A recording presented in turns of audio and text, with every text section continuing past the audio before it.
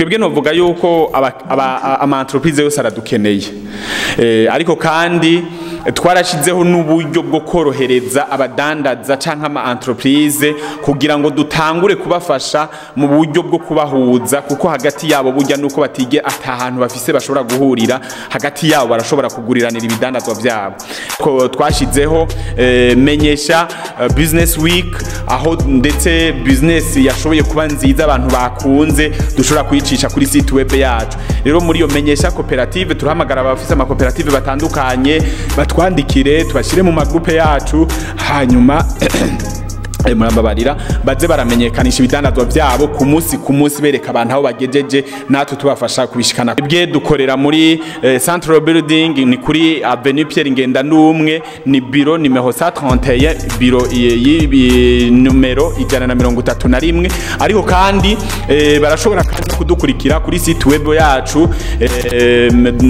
wezi 3 akaburungu Menyesha Group akaburungu.com www.menyeshagroup.com magara canke ku nimero bamwe bose bifuza ko tubashira muri ya ma groupe mejeje kubabwira baduhamagare canke batwandikire kuri 76 36 36 84 ndazisubiremwo ni 76 36 36 84.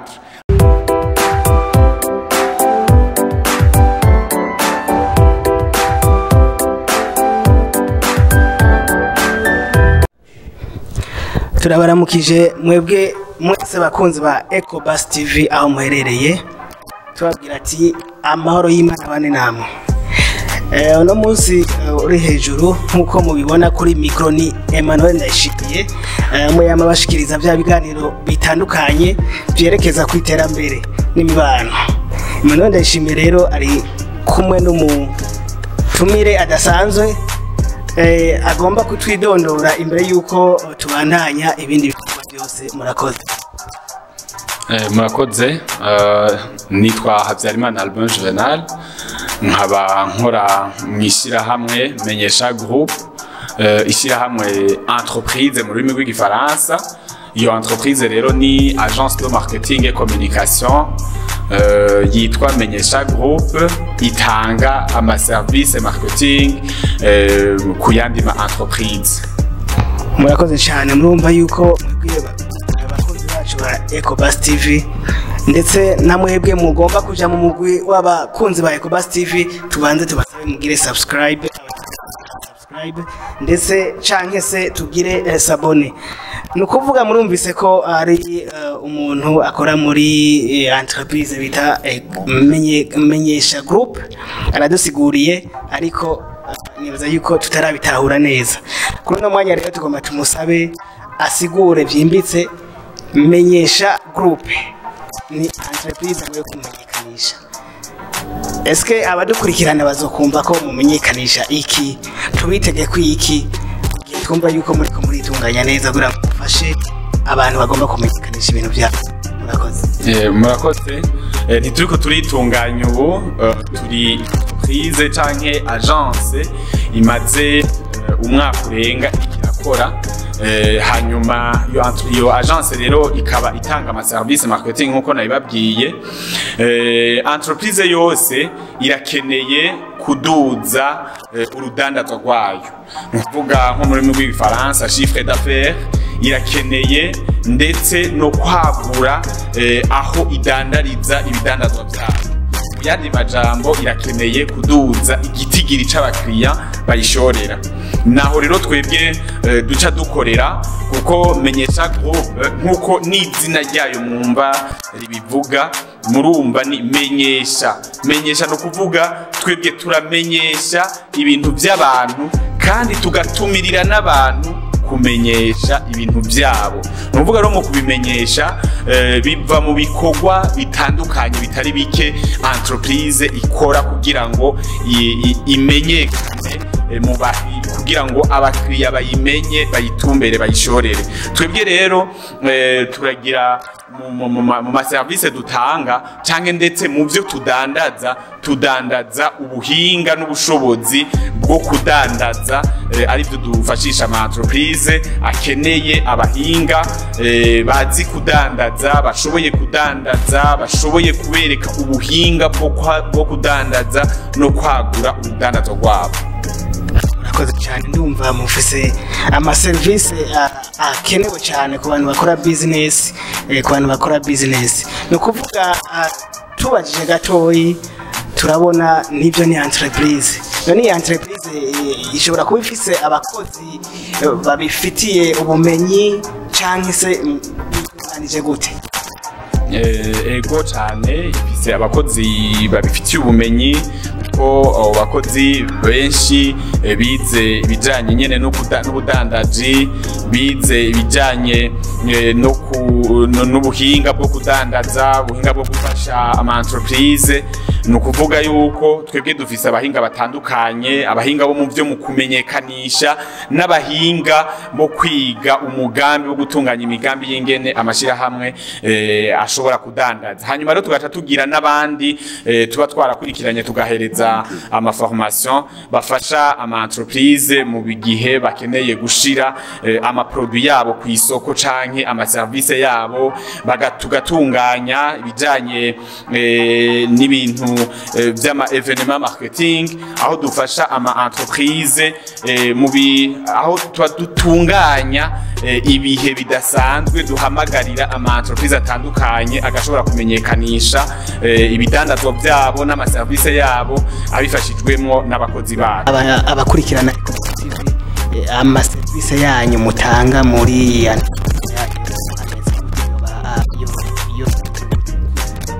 murakoze cyane, nariko ndababwira yuko dufise ama service atandukanye, novuga ari ama service yikwije mu bijanye no kudanda n'ubuhinga bwo kudandaza no kumenyekanisha ibidandazwa. Aho twovuga yuko dufise ibisata bigera kuri 5.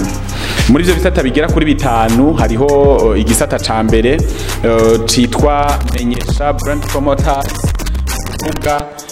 Ni igisata kigizwe n'umugwi w'abahinga canke bafise ubuhinga bwo kumenyekanisha ibidandazwa by'abantu, cyane cyane novuga yuko nk'akarorero ari nk'abajya bakunda gukorera kuri terrain. Murabona nk'iyo entreprise zishaka gushira ku isoko ibidandazwa byazo bishasha canke ama service mashasha, izo entreprise zikifuza yuko abakiriya bamenya iyo service nshasha. Novuga rero twebwe turafise équipe des agents de promotion, des agents promoteurs badufasha kugira ngo bashobore gutunganya kuri marché, no kuvuga kujera kuja kurondera amasoko cyangwa kumenyekanisha mu bibanza bitandukanye aho abo bantu bifuza ko ibidandazwa byabo bigera. Twovuga yuko turatunganya n'ibijanye n'ama evenement, aho twovuga nk'ama foire cyangwa ama exposition. Rero abo bantu nyene kubera ko baba bararonse formation, ico no kwita hari bimwe novuga biza birangora mu gushira mu rurimi rw'ikirundi, kubera n'ubuhinga buba bwarazananye mu bihugu by'amahanga, kugira ngo natwe mu entreprise yo ngaho iwacu tuze turamenya twisunga ubwo buhinga ukungene tuza turateza imbere urudanzo rwacu. Novuga rero hariho nka ma service yo gufasha kugira ngo ayo ma exposition, kuko tuba dufise babahinga nyene bace bafasha ama entreprise. Nuvuga twebwe iyo entreprise dutumbereye duca tuyihereza iyo equipe yacu, abo ba agent de promotion, kugira ngo baze kubafasha gushikana image yabo kure. Iyo image nayo tuyibafasha haba mu gihe cyo kubimenyekanisha mu bibanza bitandukanye, haba kandi no kuri site web yacu, ku ma réseaux sociaux dukoresha. Hariho rero kandi gutunganya ivyo vy'ama promotion canke kubahereza equipe y'aba agent de promotion ija kuri terrain kugira ngo ibazanire mbega ya produit mwashira ku isoko abakiriya bayakiriye gute, irashikira abakiriya canke irikiratera imbere uko mwabitekanije. Igisata ca kabiri twovuga yuko ni gisata kijanye na marketing événementiel aho dutunganya rero ama événement atandukanye, ama salon marketing, ama soirée marketing, cocktail marketing, ama road show. Dufise abantu bafise agahogo bazi kuvuga, bafise talent zitandukanye, ubuhinga butandukanye, impano zitandukanye, kugira ngo kumbure nk'uko bazogenda barabibona kuri site yacu, amafoto y'abakozi bacu bazobona yuko vy'ukuri arabakozi bakeye mu maso bashoboye n'akazi. Hama hari gisata igira gatatu citwa marketing digital. Murabona yuko iterambere mu bijanye n'ubuhinga bwo gutuma tumanako riguma ritera imbere cyane. Rero biba ngombwa yuko n'amashirahamwe ama entreprise atandukanye yinvestisa uburyo butari buke mu bijanye na technology kugira ngo bamenye ukungene bashobora kwevoluwa cyangwa guterera imbere ku buhinga wabugezweho ubwo bw'amasite web, bashobora kumenyekanisha bakadandaza bari hajya basanzwe bakorera, ariko bakadandariza ku mbuga ngurukana bumenyi, aho twebwe novuga nti yuko dugira publicité en ligne kuri site web no ku ma réseaux sociaux, ama page dukoresha, tubagira ibijanye na production de vidéos publicitaires, bijanye no gushirako ibirango vyama ivyo twe kwita brand y'ama entreprise. Rero novuga nti ndetse n'ibijanye tugaba dufise nabo basanzwe bafise ubuhinga bwo gukurikirana ama réseaux sociaux, ibijanye na gestion des réseaux sociaux des entreprises. Novuga navuze ko hari biza bikungora gushira mu Kirundi, ugasanga rero yuko abo bahinga batagufasha ama entreprise kwimenyekanisha canke kuduza uburyo bahamagaramwo abakiriya babicishije kuri ubu buhinga buriko buratera imbere bwo gutuma tumanako. Hariho rero n'ikindi gisata igira kane kigizwe na planification ya accompagnement marketing, aho novuga nti twa dufise abahinga batandukanye, aba bakeneye abashaka kubafasha kwiga amasoko kugira ngo baze kuja mu byo guhingura canke gushira ibidandazwa byabo ku isoko, bamaze kwiga ibijanye n'isoko bagira bishireko, mbega hakenewe iki, ni buhe buryo umuntu yokoresha kugira ngo ashire ku isoko ivyo bidandazwa byiwe neza, ndetse naho twovuga ibijanye na étude de marché, élaboration des plans marketing, hama coaching en marketing, hama tukanagira ndetse na formation sur les techniques de vente et négociation commerciale, ari nayo formation novuga iri mu zihambaye turonsa baba agent de promotion bacu bo twita aba brand promoters, bagize equipe ya Menyesha brand promoters. Hariho rero na equipe n'iyindi novuga ikindi gisata igira gatanu gishimikiye coco kugushikanira ibidandazwa by'abantu aho baba bari. Novuga aho abakiriya bumva bifuza kugura ibidandazwa bitandukanye bakabura ukuntu bibashikira. Twebwe rero dufise equipe iri novuga iri specialize mu bijanye no gutora no gushikanira abakiriya ibijanye n'amaproduit ya propriété du corps, aho dufise equipe yitwa Menyesha body clean. Muraza kubibona kuri ya equipe yacu, aho tubafasha gucagura. Hari haba bakeneye amasabuni atandukanye de qualité, savon liquide, abakeneye ama désinfectant, abakeneye nk'ama papier hygiénique, abakeneye ama essuie-tout, abakeneye ama cosmétique naturel atandukanye. Nuvuga twebwe iyo equipe twashimye kwispecializa kubijanye n'ivyo kuko twarabonye ko abantu biri mu bintu novuga nti abantu bakenera gose, kandi kubera tubona n'ibihe turiko turinjiramwo abantu bamaze kwijukira ibintu byo kugira isuku cyane, turabona yuko ivyo bintu amashirahamwe ama entreprise atandukanye arabikenera, ubu bariko barabirondera. Ni byiza rero yuko natwe tubaronsa umugwi w'abantu babishoboye kubacagurira ibintu byiza no kubibashikanira aho baba bari. Novuga rero muri market twebwe ibisata biri muri Menyesha Group dufasha ama entreprise mu bijanye no kudandaza no kumenyekanisha ibidandazwa byabo. Novuga nibyo ndetse nibindi bazogenda bariko baradukurikira canke ndetse bazobona kino kiganiro canke abakiriya bacu bifuza ko abakiriya bacu bazogenda barabona. Turumvise yuko entreprise yanyu kora ibintu bidasanzwe mu kigisata cha marketing. Nagire mbaze ku gisata cha gatanu merahereje ko mwavuze ko ari menyekanisha body clean. Oya, ni Menyesha body clean. muganzigura twebwe uko tumenyesha kandi tugatora kandi tugashikanira abakiriya ibijanye n'amaproduit de qualité n'amaproduit de propriété de qualité. Murakoze cyane nyakubahwa, murasiguye ibintu bikomeye cyane mukora muri entreprise yanyu. Tugomba kubasaba rero mu guheraheza ko n'umwanya watubanye muto mu kiganiro naco cyari kuba kirekire, mutubwire uwo bayifuza ama service nk'aya ayo basanga canke ni abakiriya mwebwe muba mukeneye ni nk'abaye. Yego murakoze cyane, mpere kuri ico kibazo ca nyuma ubazize uti mbega abakiriya mukeneye ni nk'abahe. Twebwe novuga yuko ama entreprise yose aradukeneye, ariko kandi twarashizeho n'uburyo bwo korohereza abadandaza canke ama entreprise kugira ngo dutangure kubafasha mu buryo bwo kubahuza, kuko hagati yabo burya nuko batige atahantu bafise bashobora guhurira, hagati yabo barashobora kuguriranira ibidandazwa vyabo. Nico gituma rero twebwe dufise des approches stratégiques zitatu, novuga nti ama stratégie atatu.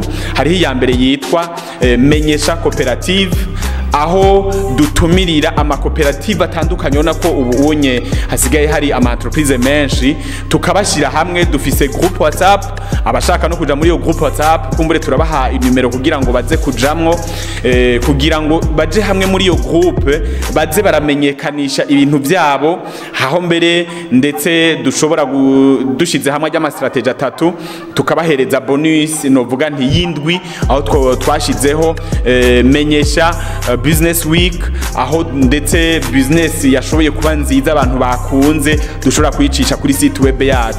Rero muri iyo Menyesha Cooperative turahamagara abafise ama cooperative batandukanye batwandikire, tubashire mu magroupe yacu, hanyuma murababarira baze baramenyekanisha ibidandazwa vyabo ku munsi bereka abantu aho bagejeje, natwe tubafasha kubishikana kure. Turafise indi strategy igira kabiri yitwa Menyesha Youth Businesses, aho dufasha aba jeune, novuga ugwaruka ruriko rurakora imigambi yo kwiteza imbere kugira ngo nabo tubafashe kumenyekanisha iyo migambi yabo. Nabo nyene turabaha ijya opportunité ya Menyesha Business Week, aho nabo nyene ubu bafise umugambi uboneka, novuga nti urudandazwa rwiza rushobora kugira akamaro abantu gwahariwe indwi, duca tumushira kuri site web.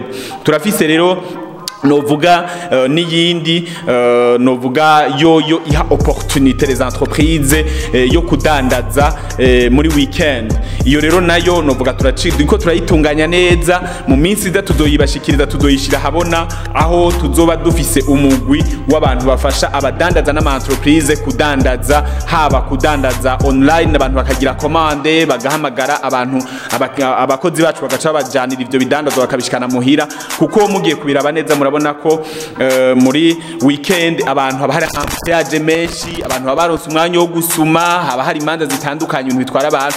Nico gituma rero twe twifuje ko abakozi bacu boza barabashikanira ibidandazwa aho baba bari, ndetse bagafasha n'ama entreprise kubidandaza kugira ngo bashobore kuvaho bari baduga intambwe.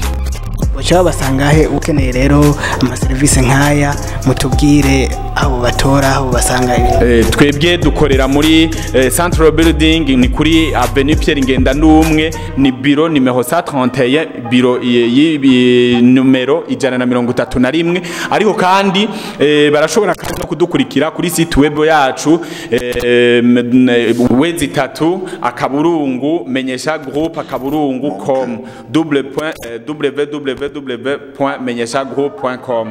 nukuvuga hama bakaduhamagara canke ku nimero bamwe bose bifuza ko tubashira muri ya ma groupe mejeje kubabwira, baduhamagare canke batwandikire kuri 76 36 36 84. Ndazisubiremwo ni 76 36 36 84. aho bacaba bandikira Menyesha Group, turatubashira muri ijya migwi Menyesha Cooperative canke Menyesha Business Youth Businesses, ou bien n'iyindi groupe tuzobamenyesha mu minsi yo gufasha ama entreprise n'abadandaza kudandaza mu gihe ca weekend, tukabaronsa n'abakozi babibashikanira.